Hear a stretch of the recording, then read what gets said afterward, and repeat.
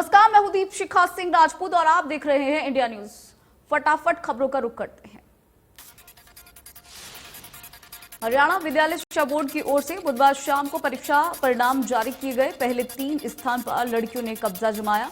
विद्यार्थी बोर्ड की आधिकारिक वेबसाइट पर परिणाम आप देख सकते हैं। रोहतक की काजल ने 498 अंक लाकर तीनों संकाय में पहला स्थान हासिल किया। दूसरे स्थान पर जींद की मुस्कान और कुरुक्षेत्र की छात्रा साक्षी रही।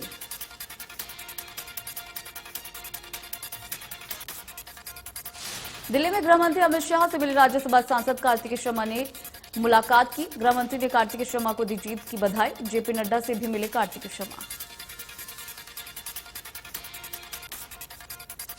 मुख्यमंत्री मनोहर लाल ने बीजेपी राष्ट्रीय अध्यक्ष जेपी नड्डा से की मुलाकात। इस दौरान मुख्यमंत्री के साथ नवनिर्वाचित राज्यसभा सांसद कार्तिकेय शर्मा मौजूद रहे। जेपी नड्डा ने कार्तिकेय शर्मा को जीत की बधाई दी।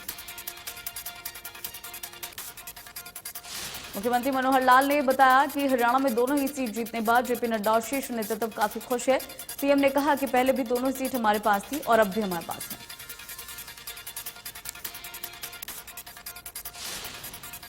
जेपी नड्डा से मुलाकात के बाद से कार्तिकेय शर्मा ने कहा कि वो बहुत खुशकिस्मत है कि इस उम्र में ये मुकाम उन्होंने हासिल किया। इसके साथ ही उन्होंने ये भी कहा कि वो हरियाणा की आवाज राज्यसभा में उठाएंगे।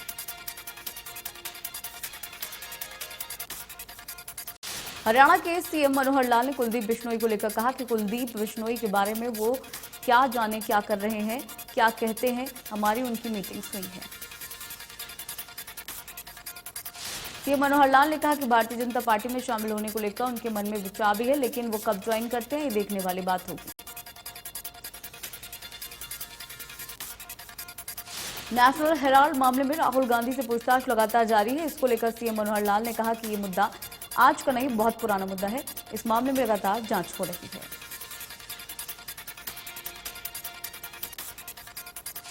कांग्रेस की क्रॉस वोटिंग और वोट रद्द होने पर मुख्यमंत्री मनोहर लाल ने कहा कि जिन कांग्रेस एमएलए के वोट रद्द हुए हैं उन्हें कांग्रेस पार्टी के लोग पहचान सकते हैं। हरियाणा शिक्षा बोर्ड के रिजल्ट पर मुख्यमंत्री मनोहर लाल ने कहा कि शिक्षा व्यवस्था पर उंगली उठाने वाले लोगों को जवाब मिल गया है।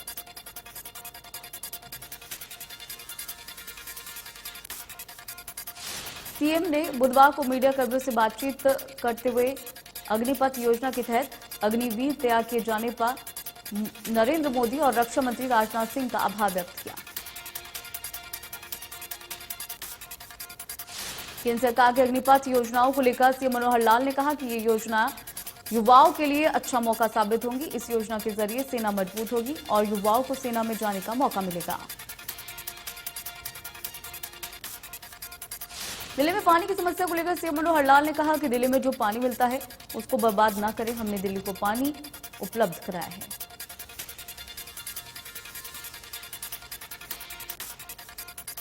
चंडीगढ़ में सीएम मनोहर लाल ने जनता दरबार लगाकर लोगों की समस्याएं सुनी। समस्याओं का समाधान मौके पर किया। जनता दरबार में सीएम मनोहर लाल के साथ अतिरिक्त प्रधान डॉक्टर अमित कुमार अग्रवाल, अतिरिक्त प्रधान सचिव आशिमा बराड़ समेत विभाग के अधिकारी मौजूद रहे। 3 जुलाई को चरखीदादी में सीएम मनोहर लाल एक रैली को संबोधित करेंगे। रैली में राज्यसभा सांसद कार्तिकेय शर्मा, कृष्ण पवार भी मौजूद रहेंगे।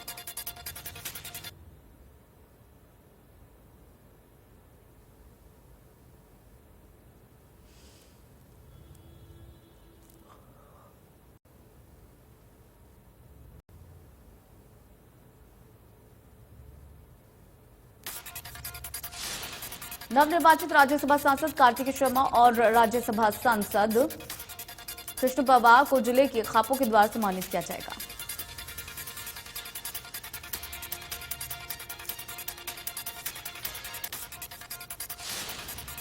भाजपा और जेजेपी प्रत्याशी सुरभि गर्ग के प्रचार में हरियाणा के मुख्यमंत्री मनोहर लाल ने कैथल के एक प्राइवेट होटल में पंजाबी समुदाय की एक मीटिंग लेते हुए उनसे सुरभि गर्ग के समर्थन में वोट डालने की अपील की।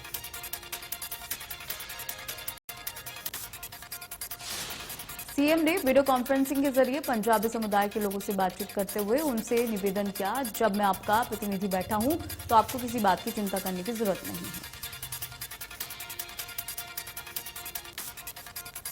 नगर परिषद के चुनाव की उल्टी गिनती शुरू हो चुकी है। प्रचार प्रसार के लिए आज कैथल पहुंचे गृह मंत्री अनिल विज ने सुरजेवाला पर निशाना साधते हुए कहा कि राजनीति के रिजेक्टेड माल है सुरजेवाला। अनिल विज ने कहा कि जिसे पहले जींद की जनता ने नकारा, उसके बाद कैथल की जनता ने, और अब उसे राजस्थान भेजने का काम किया गया, इसलिए उनका कैथल में कोई वजूद नहीं रहा।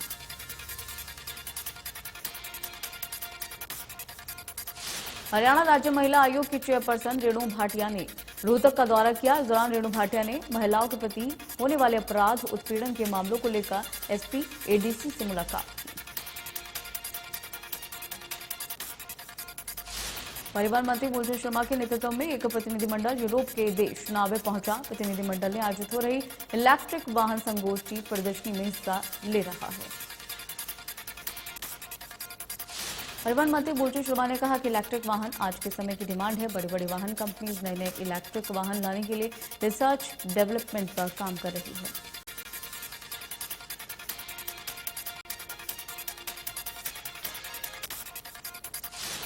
Deputy chief minister Dushyant Chautala ने हाल ही में संपन्न हुए राज्यसभा चुनावों को लेकर कांग्रेस पर निशाना साधते हुए कहा कि राज्यसभा चुनाव में टेक्निकल गलती का हर्जाना आज कांग्रेस भुगत रही है। इसके साथ ही दुष्यंत चौटाला ने कहा कि कांग्रेस का अपना चिंतन है, बाकी उदयपुर में चिंतन शिविर से कोई लाभ नहीं हुआ। कांग्रेस को और गहन चिंतन करने की जरूरत है।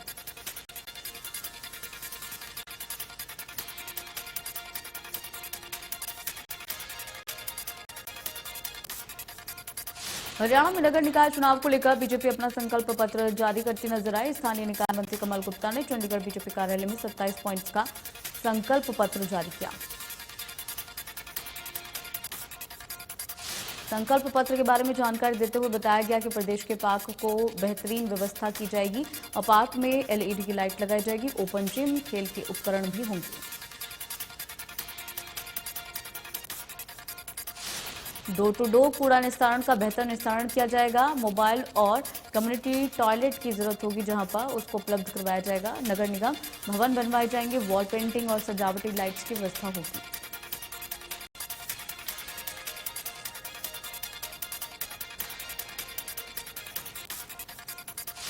नगर परिषद चेयरमैन चुनाव में गठबंधन प्रत्याशी के लिए कैबिनेट मंत्री देवेंद्र सिंह बबली ने वोट की अपील की और इसके लिए उन्होंने शहर में कई योजनाएं की। बहादुरगढ़ नगर परिषद के चेयरपर्सन पद की इनेलो उम्मीदवार मोनिका कपूर राठी को महिला शक्ति का भरपूर साथ मिल रहा है। नुक्कड़ सभाओं में महिला मोनिका राठी का फूल मालाओं से स्वागत हुआ। मोनिका राठी वार्ड नंबर 15 से नवनिवर्तमान पार्षद हैं और इस बार चुनाव में इनेलो प्रदेश अध्यक्ष नफेस सिंह राठी की दूसरी पुत्र वधू प्रीति राठी यहां से चुनाव लड़ रही है।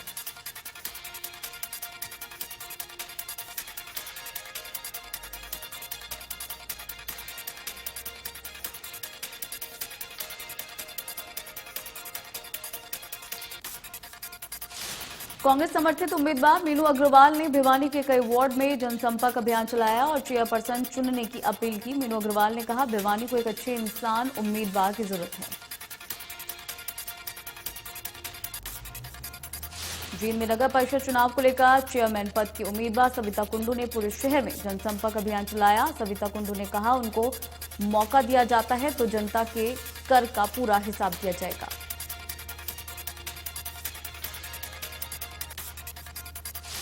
झज्जर निकाय चुनाव में बीजेपी के चेयरमैन पद के प्रत्याशी जिले सिंह सैनी का चुनाव प्रचार करने झज्जर पहुंचे शिक्षा मंत्री ने भाजपा प्रत्याशी के समर्थन में वोट की अपील की। भिवानी नगर परिषद चुनाव में चेयरपर्सन पद के लिए बीजेपी जेजेपी की साझी उम्मीदवार प्रीति मान ने शहर के अलग अलग इलाकों में जनसंपर्क अभियान चलाया। प्रीति मान ने कहा कि लोगों की समस्याओं का उन्हें ज्ञान है और इन समस्याओं को दूर करने के लिए प्रयास किए जाएंगे। ये भी कहा कि न केवल शहर का विकास किया जाना है बल्कि सुंदर भी बनाना है। 19 जून को नगरपालिका प्रधान पद के लिए चुनाव होंगे जिसकी सभी तैयारियां पूरी की गई। रतिया के 17 वार्ड में 23,000 से ज्यादा मतदाता अपने मत का इस्तेमाल करेंगे।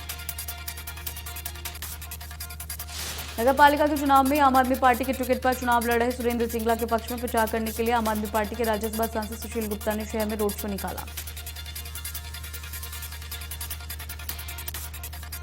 सुशील गुप्ता ने कहा कि निकाय चुनाव में पूरे हरियाणा में भाजपा का मुकाबला आम आदमी पार्टी से है। कांग्रेस देश से बाहर है। आम आदमी पार्टी को जनता का भरपूर समर्थन है। पलवल नगर परिषद चेयरमैन पद के निर्दलीय उम्मीदवार रामदत्त अहेरिया लगातार घर घर जाकर लोगों को जागरूक कर रहे हैं। रामदत्त अहेरिया ने जनता से वादा किया, अगर पलवल की जनता उन्हें अब की बात चेयरमैन पद पर बिठाती है तो वो पलवल की जनता की आशा और उम्मीदों पर खरा उतरेंगे। गोहाना से नगर परिषद चुनाव में भाजपा और जसपा की संयुक्त प्रत्याशी रजनी विरमानी के रोड शो के साथ साथ शहर में डोर टू डोर जनसंपर्क अभियान की शुरुआत की गई। नगर पालिका बीजेपी से चेयरमैन पद के प्रत्याशी हैप्पी गुप्ता को जनता का भरपूर समर्थन मिल रहा है। विधायक महिपाल ढांडा और हरविंदर कल्याण प्रत्याशी हैप्पी गुप्ता के समर्थन में प्रचार करने पहुंचे। चुनावी सभा को संबोधित करते हुए दोनों विधायकों ने लोगों को सरकार की उपलब्धियां गिनाई और बताया बीते 7 साल में प्रदेश की नगर पालिका में ऐतिहासिक विकास किए गए।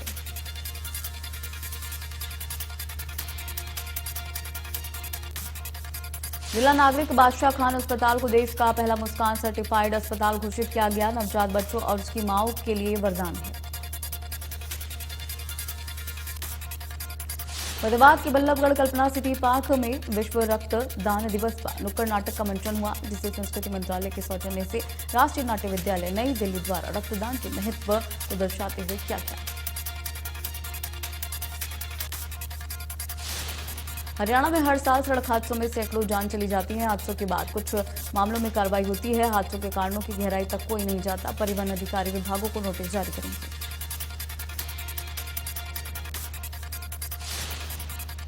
अंबाला में लगातार बढ़ रही गर्मी के चलते अंबाला कैंट सिविल हॉस्पिटल में मरीजों की संख्या बढ़ती जा रही है। बढ़ते तापमान की वजह से लोगों को डिहाइड्रेशन जैसी समस्या आ रही है।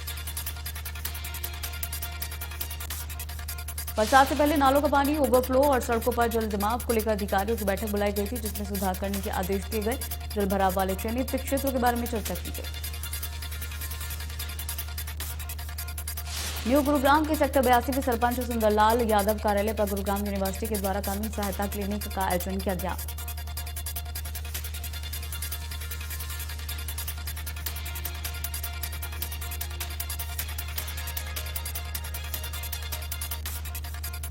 गुरुग्राम यूनिवर्सिटी के द्वारा कानूनी सहायता क्लिनिक लगाकर न्यू गुरुग्राम के लोगों को वसीयत आदि के बारे में कानूनी सलाह दी गई। इंद्री के वार्ड नंबर 13 में डेहा बस्ती में 1 दिवसीय नशे के विरुद्ध जागरूकता कार्यक्रम अभियान चलाया गया, जिसमें हरियाणा राज्य नारकोटिक्स कंट्रोल ब्यूरो प्रमुख, अंबाला मंडल के अतिरिक्त पुलिस महानिदेशक मुख्य अतिथि रहे। अंबाला से अपहरण किए गए युवकों को पुलिस ने 24 घंटे के अंदर अपहरणकर्ताओं के चुंगल से छुड़ा लिया। पुलिस ने अपहरण करने वाले 6 युवकों को भी हिरासत में लिया।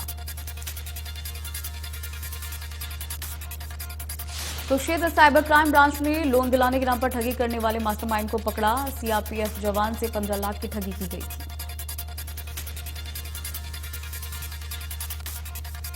भिवानी के हनुमान ढाड़ी स्थित एक परिवार पर 2 दर्जन मोटरसाइकिल पर सवार बदमाशों ने जानलेवा हमला किया। हमलावरों ने मकान पर जमकर तोड़फोड़ और पथराव भी किया। कालावली पुलिस के द्वारा जहां नशा तस्करों के खिलाफ कार्रवाई की जा रही है, जिला स्वास्थ्य विभाग और पुलिस भी मेडिकल दुकानों पर प्रतिबंधित नशीली दवाई बेचने वालों पर कार्रवाई कर रही है। फरीदाबाद में शादी का झांसा देकर युवती से शारीरिक संबंध बनाने वाले आरोपी को पुलिस ने बिहार से गिरफ्तार किया। गुरुग्राम पुलिस ने नामी गैंगस्टर लॉरेंस बिश्नोई के नाम से एक बिजनेसमैन 5 करोड़ की फिरौती मांगने के आरोप में एक आरोपी को गिरफ्तार किया।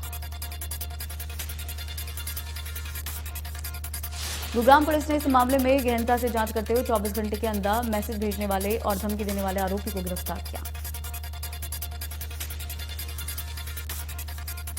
गुरुग्राम में 37 वर्षीय शख्स को हनी ट्रैप में फंसाकर अपहरण के मामले में युवती समेत 5 लोगों को गिरफ्तार किया गया।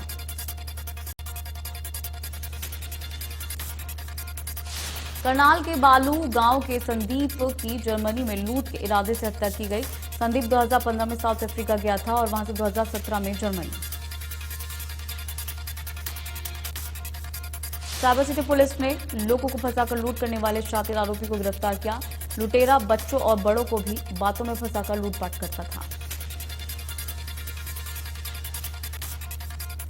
उसकी शुरुआती पूछताछ में आरोपी ने गुरुग्राम में 11 वारदातों को करना कबूल किया। आरोपी सभी वारदात दिल्ली एनसीआर में ही करता था।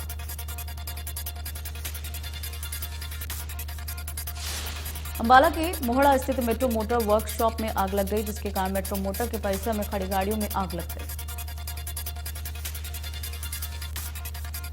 काफी मशक्कत के बाद से दमकल की गाड़ियों ने आग पर काबू पाया। आग से कितना नुकसान हुआ इसका आकलन नहीं हुआ है। नेशनल हेराल्ड मामले में राहुल गांधी से कल पूछताछ होगी। राहुल गांधी से 3 दिन में ईडी ने 30 घंटे से ज्यादा पूछताछ की।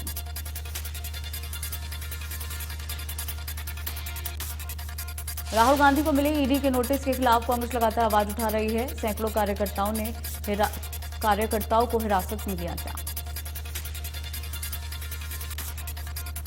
राहुल गांधी की ईडी के सामने पेशी को लेकर कांग्रेस ने केंद्र सरकार को घेरा। कांग्रेस महासचिव रणदीप सुरजेवाला ने कहा कि केंद्र सरकार सिर्फ झूठ परोस रही है।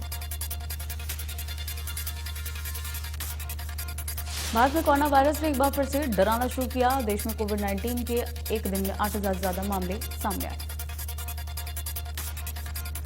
हरियाणा में पिछले 24 घंटे में कोरोना के 596 मामले दर्ज हुए। 236 मरीजों ने कोरोना को मात दी।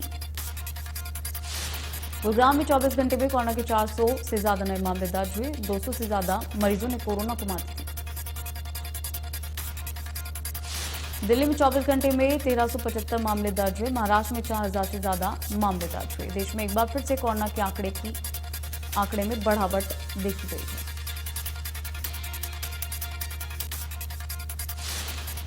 राष्ट्रीय राजधानी दिल्ली और एनसीआर क्षेत्र में मौसम ने करवट ली। गुरुवार तड़के तेज हवाओं के साथ कई इलाकों में बारिश हुई।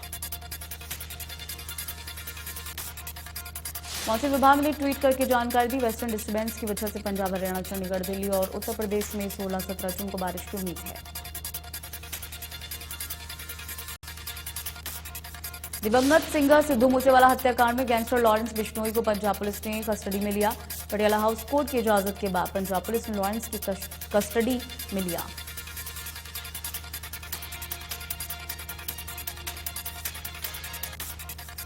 पंजाब पुलिस ने पटियाला हाउस कोर्ट ने कहा, लॉरेंस की सुरक्षा का कोई खतरा नहीं है। गाड़ियों में कैमरे लगे हैं। पुलिसकर्मियों के पास आधुनिक हथियार भी हैं। बता दें, सिद्धू मूसेवाला की हत्या के बाद से लॉरेंस गैंग ने ही इसकी जिम्मेदारी ली थी और इस पूरे मामले में पंजाब पुलिस अब लॉरेंस से पूछताछ करेगी। उत्तर प्रदेश में चल रही बुलडोजर की कार्रवाई के खिलाफ जमीयत उलेमाए हिंद की याचिका पर सुप्रीम कोर्ट आज सुनवाई करेगा। ये सुनवाई जस्टिस एस बोपन्ना विक्रमनाथ की अवकाशकालीन बेंच करेगी। जमीयत उलेमा हिंद ने कोर्ट से मांग की है कि वो यूपी सरकार को कार्रवाई रोकने के निर्देश दे। याचिका में कहा गया है कि बिना उचित कानूनी प्रक्रिया की कार्रवाई हो रही है। कंपटीशन कमीशन ऑफ इंडिया ने एयर एशिया इंडिया और एयर इंडिया के मर्जर को मंजूरी दी। दोनों एयरलाइंस पर टाटा ग्रुप का कंट्रोल है। दो एयरलाइन के साथ आने वाले इसकी भारत के डोमेस्टिक पैसेंजर मार्केट में 15% से ज्यादा की हिस्सेदारी होगी।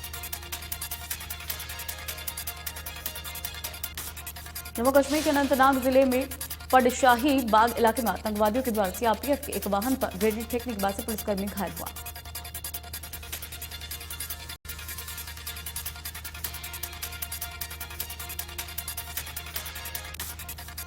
इस साल दिवाली तक लोगों को 5G सर्विस मिल सकती है। CCEA ने स्पेक्ट्रम नीलामी को मंजूरी दी।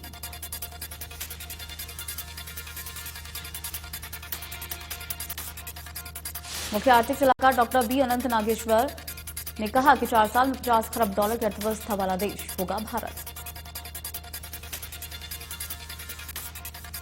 देश के वनस्पति तेल पाम तेल का आयात मई में 33% से गिरकर 5 लाख टन पर पहुंचा।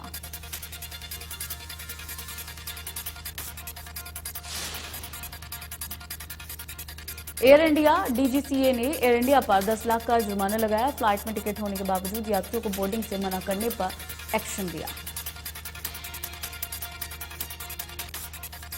इंग्लैंड दौरे से पहले होने वाले आयरलैंड दौरे के लिए भारतीय टीम का ऐलान हुआ। हार्दिक पांड्या के हाथ में टीम की कप्तान दी गई।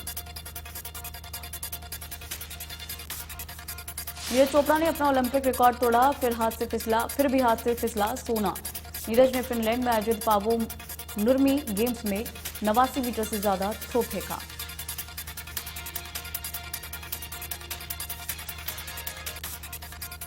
पौराणिक कथाओं पर आधारित फिल्म ब्रह्मास्त्र का ट्रेलर रिलीज हो चुका है। अमिताभ बच्चन की आवाज और रणबीर कपूर की झलक के साथ ट्रेलर में शक्तिशाली अस्त्र को ढूंढने की कहानी बताई गई है। बॉलीवुड अभिनेता ऋतिक रोशन ने अपना लुक चेंज किया, सोशल मीडिया पर शेयर किया क्लीन बियर्ड लुक।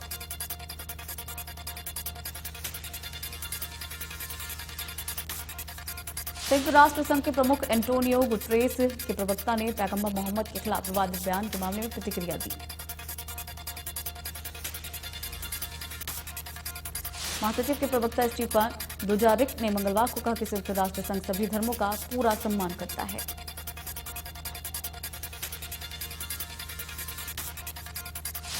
रूस यूक्रेन युद्ध में रूसी सेना को पूर्वी यूक्रेनी क्षेत्रों में बढ़त मिलती दिख रही है। पश्चिमी देशों में आने वाले हथियारों की खेप को रूसी सैनिक बीच में ही नष्ट कर रहे हैं।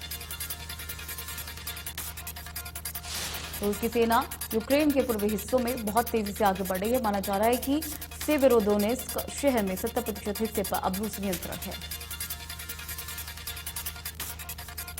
रूसी सेना की बढ़त को देखते हुए यूरोपीय देशों में भी रूस के राष्ट्रपति व्लादिमीर पुतिन को रोकने का दबाव बढ़ गया है।